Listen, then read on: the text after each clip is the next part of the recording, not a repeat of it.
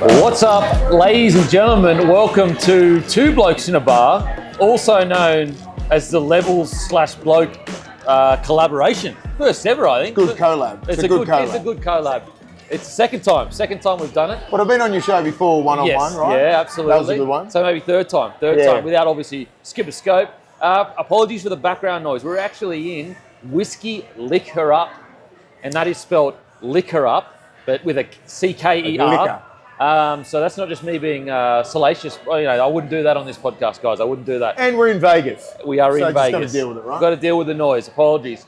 However, Willie, how's the Vegas trip been, mate? It's been good. Yeah. It's been pretty tame, right? Yeah, For the first 3 days. Because we've had a shitload of work to do. Right? It's a lot of sitting around waiting to work, though. I didn't realise, this morning, Yeah. with the press conference, It's the whole day, just sitting there waiting.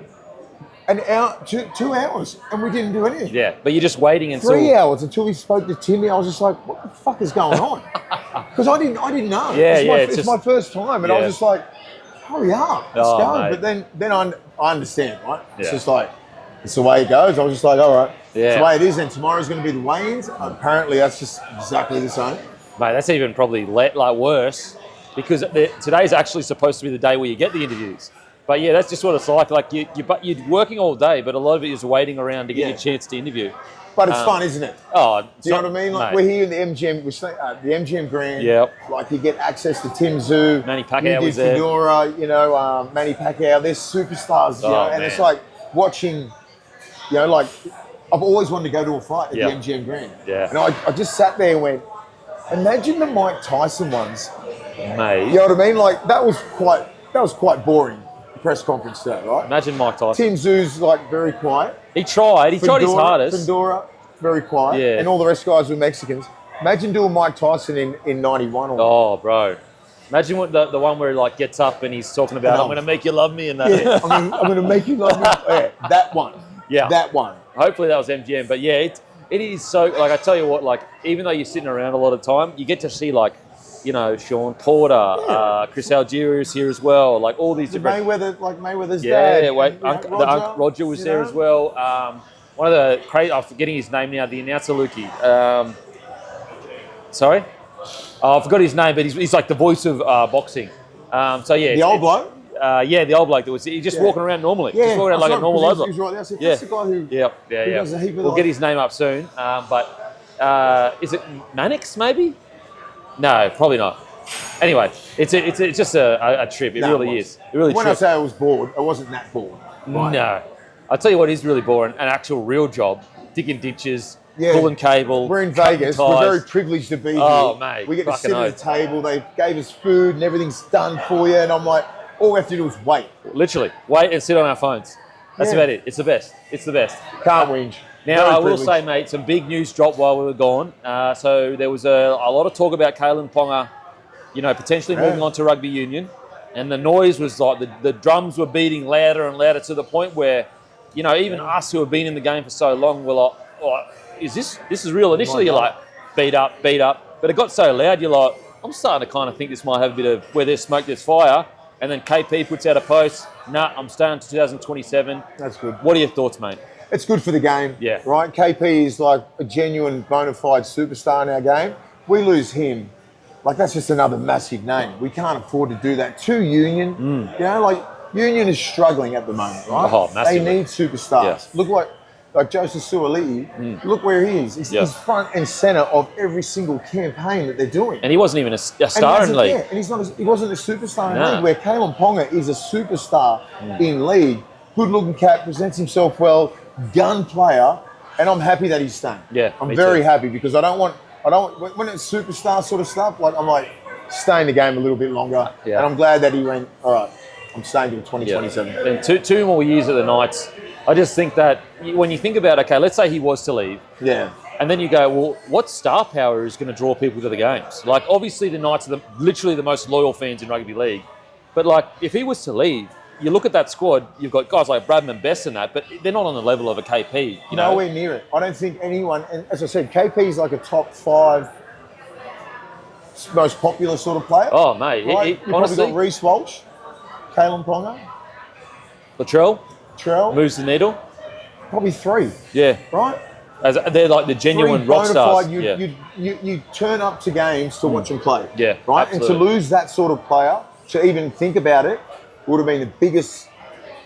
What a shock to the game, man. Oh, Cleary as well. Cleary's Cleary, yeah, but like, obviously. Yeah. But yeah, I'm glad he's stayed. Yeah, absolutely. I will say, Willie, I'm a bit of I like to build things out of like, how does it come about that even us were convinced he might be going? Because I've always felt we don't need to worry about league when it comes to Ponga going to another club. I always felt that if it's going to be a challenge, it's going to be from Union. Yeah. But I've got a feeling, and guys, speculation, so I've got no evidence for this, I'm just reading the tea leaves.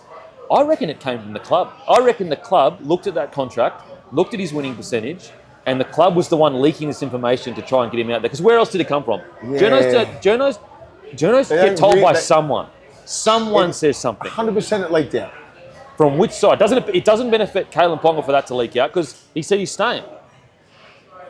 It's a weird one. I like what you're talking about. You know what I mean? Like, okay, so there's a huge shift at the club. The coaches might be going, might be moving on. Dylan Brown's coming on at $1.2 million. Kalyn Ponga's been there for quite a while now. The young kid. He's a fullback, not a six. So like all this made sense, and I was just thinking, it probably made sense for the Knights to go and part ways, right?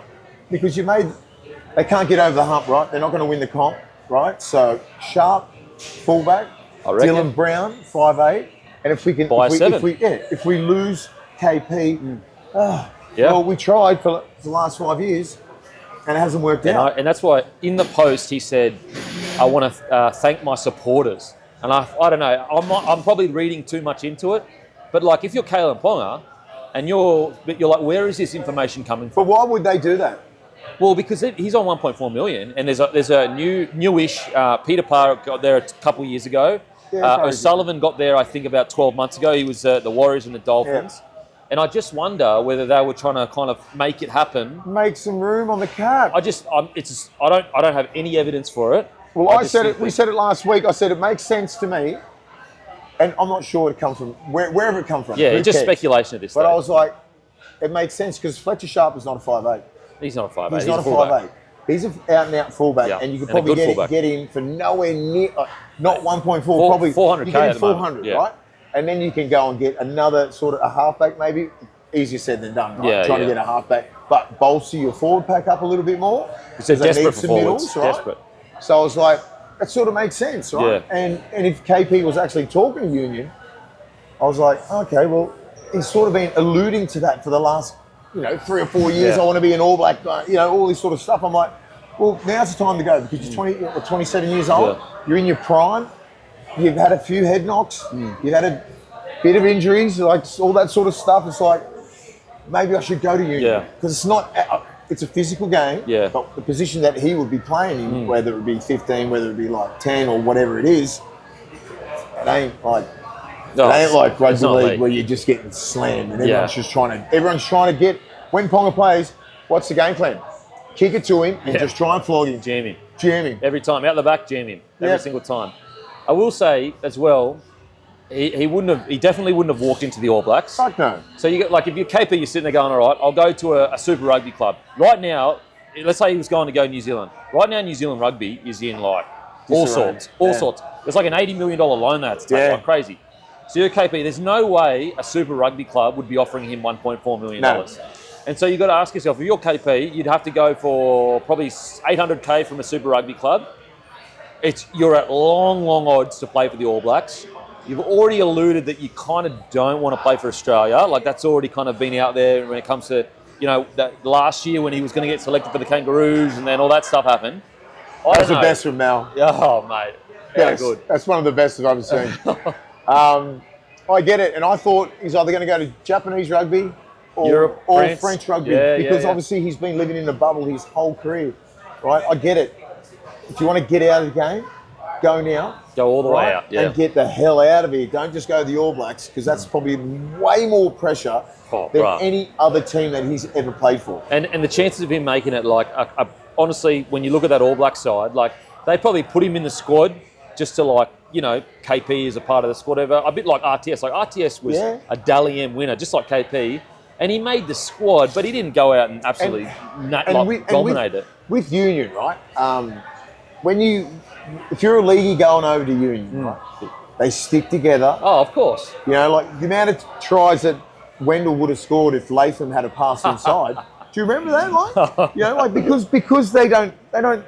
We're not their people, right? Yeah, not leagueies. We're leagueies. When leagueies are like a little bit crazy, we play the game hard. It's a different culture. Different culture. Way And different they're culture. like, why would you come over here and take one of my mate's spots? It'd be just like a union guy coming to the league and he's a back row or he's a front row or a centre or whatever. I'll be like, fuck this dude. Yeah.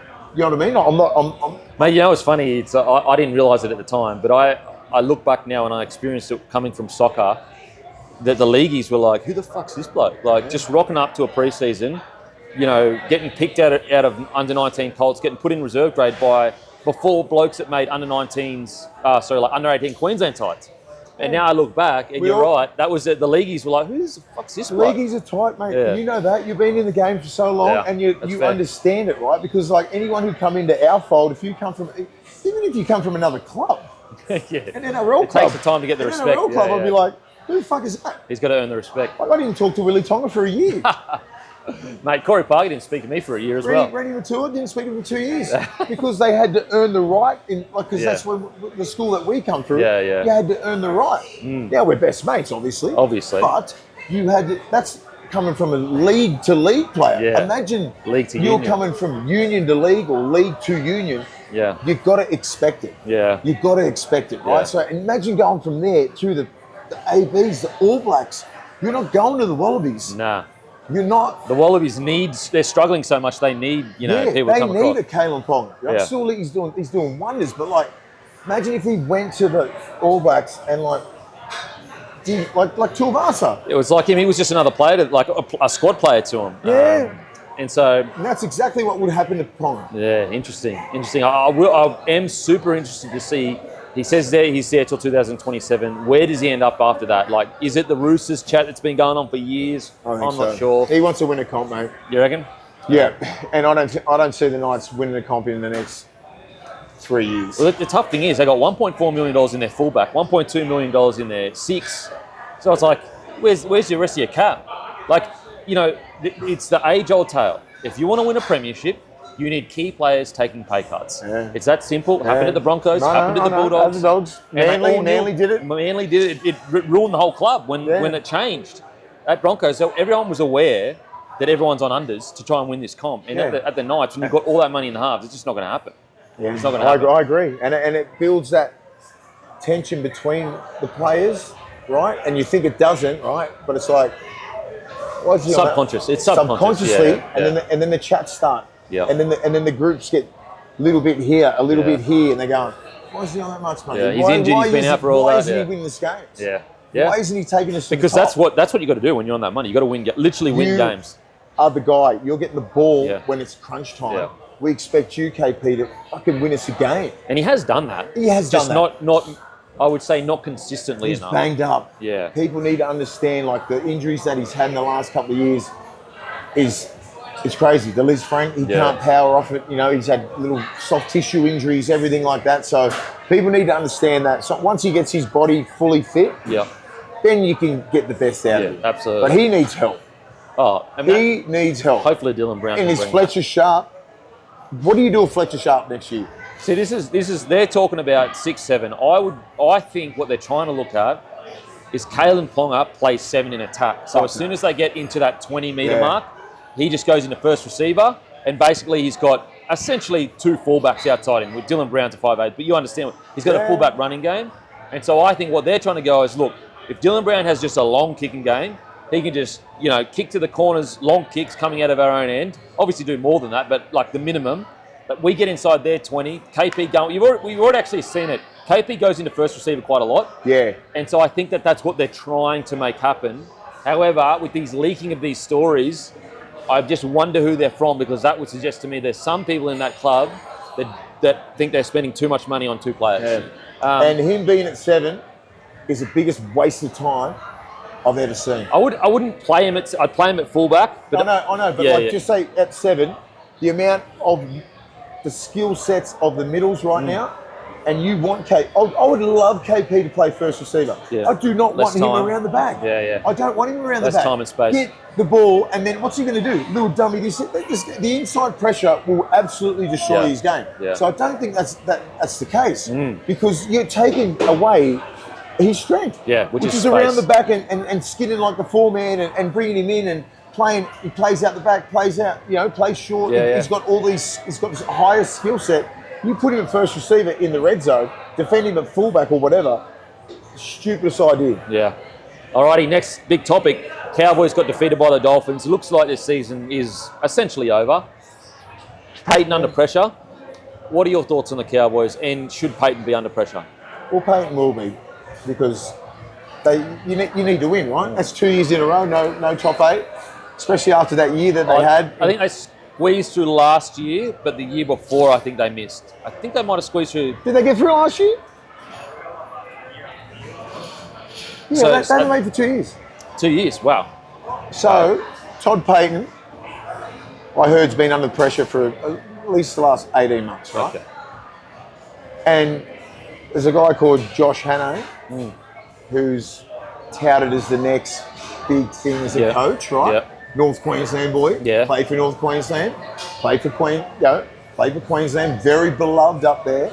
Got a good track record with Queensland too. Yeah, and they reckon he's the guy.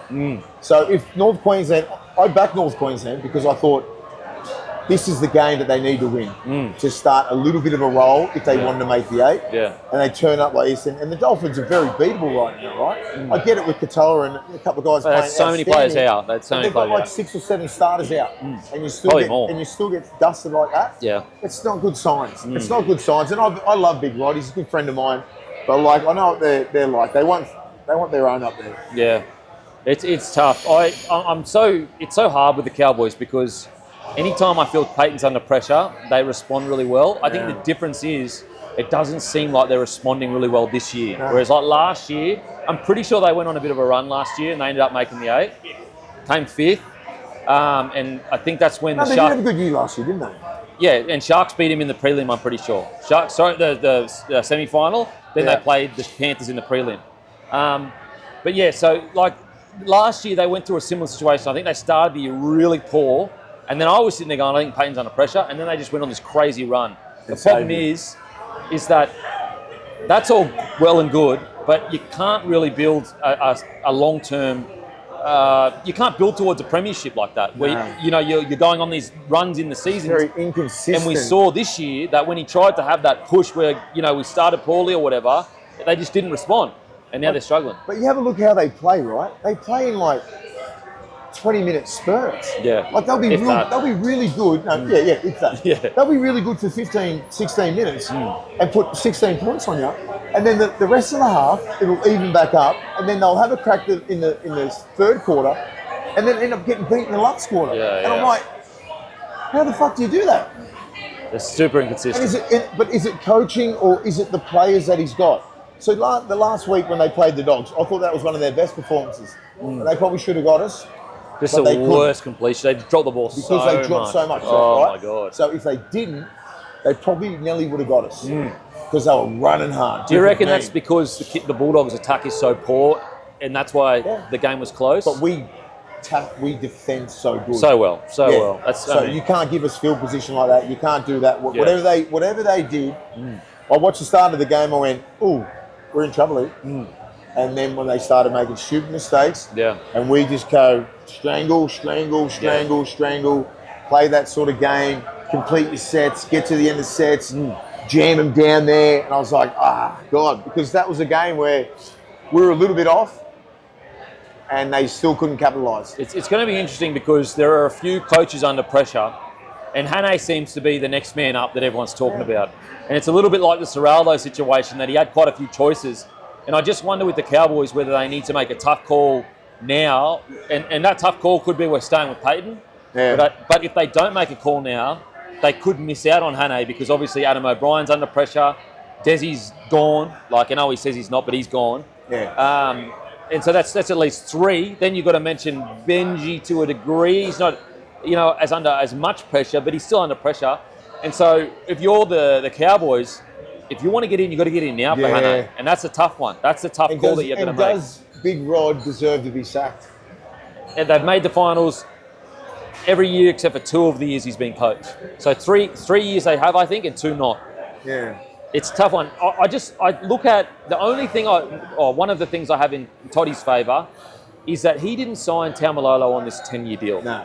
So he's got a forward pack with his main forward on a $1 million deal that isn't really playing much footy. When's the last time he played? And so it's like, and look, maybe you could say that's partly Peyton's fault for not, when he got to the club, he kind of singled Taumalolo out. Yeah. I don't know. Whoever's fault it is almost irrelevant. What the facts are is he's got a $1 million player that isn't playing that much in the forwards. He could use that $1 million for another big forward to come to the club. I don't think he's played for 12 weeks. Mate, probably. Yeah, probably around that, seriously. And so that's the thing I have for Peyton, but he's still got 5 or 6 Origin players. He's still got ex-Origin players. That's the thing. You know, some of the best young talent coming through as well. You've got Tom Did, you've got Nanai. Reece Robson. You've got 5 Origin players. Mate, then you've got the best young talent like Purdue coming through. Yeah.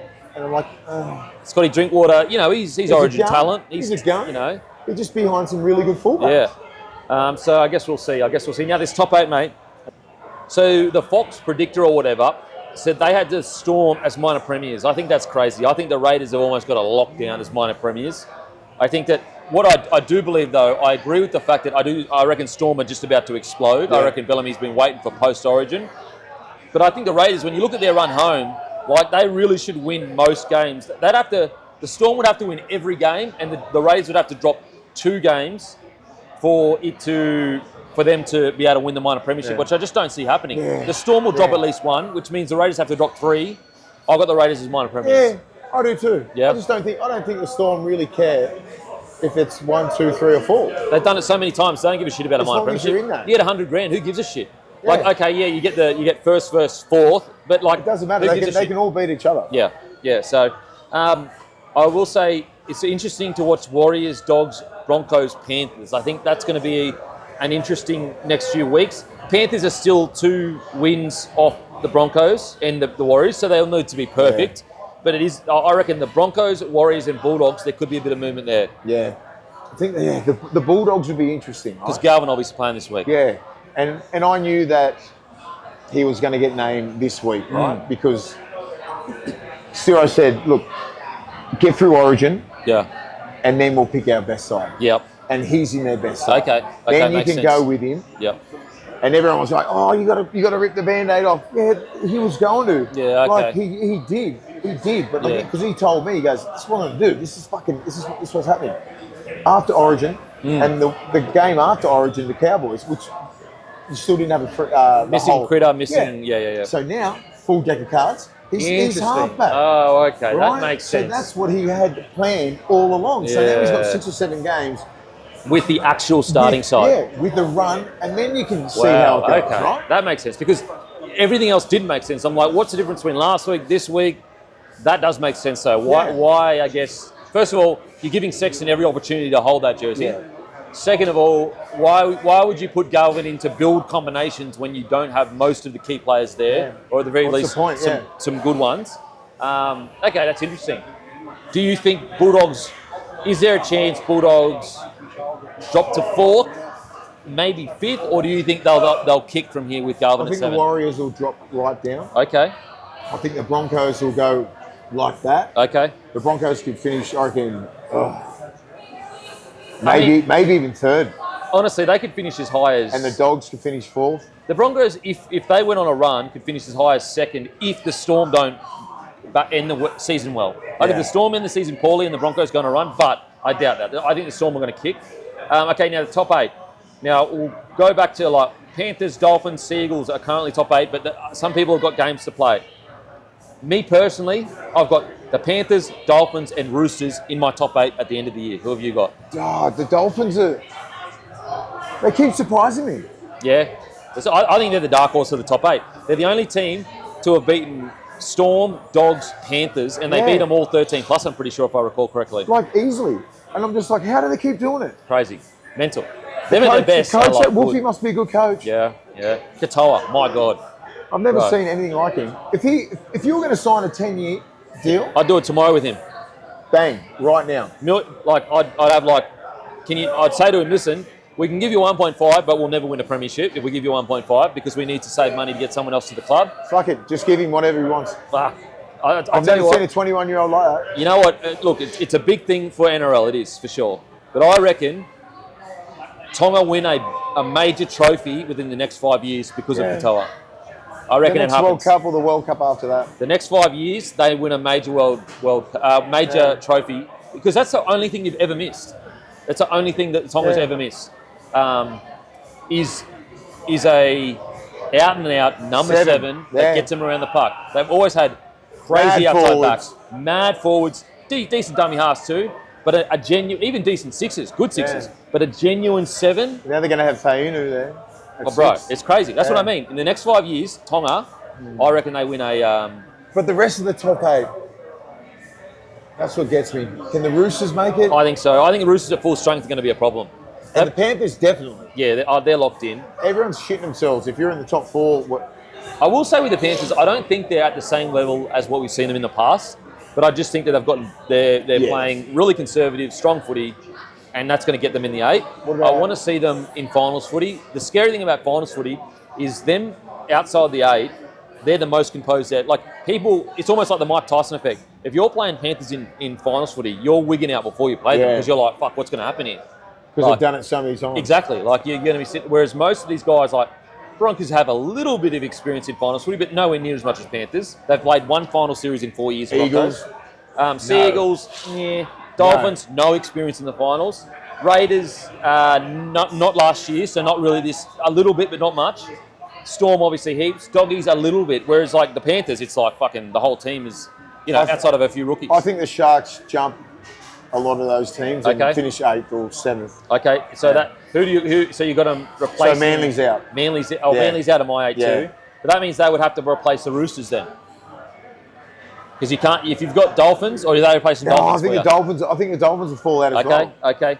Sharky's going to come back in then. Alrighty. Now we actually, we've got the boys have arrived. Nikita is here. What's going on, guys? We've just been joined by Nikita and Georgie Rose. First of all, mate, Vegas, how you liking it? Not so much. This place is a bit of a shithole, to be honest. But it's where all the business is, where all the money is. This is where entertainment is at its finest. Yeah, all right, I'm sure Vegas will be stoked. They'll be stoked when they see that. Well, another question to George Rose. How's Vegas? It's outstanding. Best place I've ever been. Best city in the world. I'm loving it. Life's good. I'm loving it and I'm hating it though. I'm with Nikita sometimes. Every morning, I feel like how Nikita feels. At night, this is the best place in the world. It's amazing. It's amazing, John. Now, mate, you've got an announcement coming up soon. We can't exactly say what it is, but what a roundabouts is it? When around? When What is a it? roundabouts is it? Oh, it's 20th of August. I've got another fight coming up. Do you reckon you'll beat We'll him? give. I don't know about this one. Nah, I got this. You got him on it. Don't talk shit to me. I know you can flog everyone. You're an animal. They said it was another undefeated person as well, so your 7th undefeated fighter that you'll be facing. Yeah, another challenge, cracking another undefeated code, finding holes that haven't been shown before. This is something that I was dealt with from the very start. I was fighting undefeated fighters pretty much, I think every single fight until it was like... But anyway, a lot of them. You've had a hard run. Nikita, you're in Vegas, right? MGM Grand, your brother's fighting. Is this your aspirations to get here and fight in a massive fight, world title fight? It's a pinnacle. This is like Everest. Getting here, but then also staying here as well and being able to defend belts multiple times out here. That's the ultimate dream for any aspiring fighter. All the greats have done it, so of course. Yeah. And your brother's obviously fighting this Saturday here, Sunday obviously, 10 a.m. Sunday, main event and KO. Mate, how you feeling? It's a rematch. We saw the last fight, dramatic, the cut, everything like that. How you feeling heading into this one? I mean, I feel like Tim's he's in a good position. He's very confident. I really enjoyed seeing him in his last couple of sparrings before he left, and the condition that he's in, the intention behind his punches, they're different. Actually, I have noticed physically he probably looks the best he's ever looked at the moment. Would you agree? Yeah, well, I think he's actually the lightest he's ever been at this point in time. Even like fight week, he was only a few kilos over. So he's in amazing shape. He's going to rehydrate very well and is going to come out as a bigger fighter. Nikita, do you spar your brother? We got banned from sparring each other a couple of years. Because you go too hard? We both go too hard. Do you reckon you get him? I got him once, and then he messed me up more. So you'll be fighting here soon then? Yeah, he gave me a concussion, and then I was like, okay, my friend said kind of... You win. You win. Now, mate, how do you see the fight panning out this Saturday night, but Sunday night in Australia for Timmy? I think he will start off as a little bit more measured, but then ultimately the goal is to probably knock him out, to really chop that tree down. Fundora has shown that he's susceptible to being knocked out. He's been knocked out before, and the head, yes, it's very high up, but Tim can hit it. Yeah. I'll tell you what's interesting. I actually rewatched the fight yesterday morning, and you forget it was a split decision loss. Like that's like no one remembers that. They just see Fundora won, and no one actually. And they talk obviously about the cut and everything. It was a split decision loss, and if you watch those early rounds, I thought Tim had such. Obviously, he won the early rounds, but he had such. He was really poor. He was pouring his jab really, really well, and then when he got cut, obviously he couldn't pour his jab and get inside because he couldn't see properly. Do you think ironically, Timmy's going into this more confident than Fundora? I know it sounds strange, but it's a split decision loss with so many things going wrong. Well, by the comments that Fundora's made in this last week about how the cut wasn't an issue, I feel like he's trying to convince himself that he won it fair and square, that there was no reason that Tim wasn't able to win. It was just his skills that beat him. So it's a bit of a denial that he's not even acknowledging that the cut could have even impacted the fight. Interestingly, when me and Darren ringside, and obviously I'm biased, but I actually thought Tim won the fight. I'll be honest. Now I'm not going to say it was razor close and could have gone either way, but I actually thought he'd done enough early in the fight. Georgie, seeing Timmy heading into this fight, he's been through so much adversity, and he's come out the other side. I mean, he was already a man before this, but I feel like he is really sure of himself as a man now heading into this fight. Do you see that when you watch him this week? Yeah, I think there's been a big change in him, and I think these 12 months, it's been a long time. A lot has happened. He's got married. He's done a lot in his personal life. It's been a really good period of growth, and I think a great reset point for him. And we saw that with the Joey Spencer fight. He came out and he looked amazing, and you started to feel more of, okay, Tim's back, but not only that, there's something else. Yeah. And I reckon this whole training camp, again, has been another thing where it's like, there's something else that he's bringing now. They've talked about next chapter, the next book, all of that. This is the next Tim Tszyu. Yeah. Tim Tszyu's ready to take his run again. He's had his reset.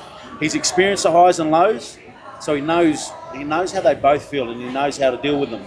And right now we're on the doorstep of what could be one of the great Australian comebacks and turn into a great story of where Tim Tszyu goes as a fighter. Yeah, absolutely. Nikita, do you get nervous watching your brother fight? Yeah, it's very nerve-wracking. Yeah. But do you get emotional, or do you just try and I try not think about it in the lead-up. I try and really zone myself out and only really deal with it once I get to the arena. Okay. But yeah, it's a hard sport. It's the toughest sport. It's not for the faint-hearted. Seeing someone that you love going into battle. Yeah. And you have to sit there helplessly and just watch. I actually feel like Nikita contains himself a lot better than what Tim does. When Tim watches Nikita, he's on the edge of the seat. He's jumping up. He's doing his combos. He's yelling out everything to Nikita, and then obviously at the end of it, he jumps up and gets in the ring. I feel like Nikita contains himself and he hides behind that camera to stop himself from wanting to run in and throw punches himself. So I think Nikita's a bit of a psycho. Yeah. So he's got to have them things to calm him down. I think the camera is a good thing for him when he's ringside because it keeps him chill.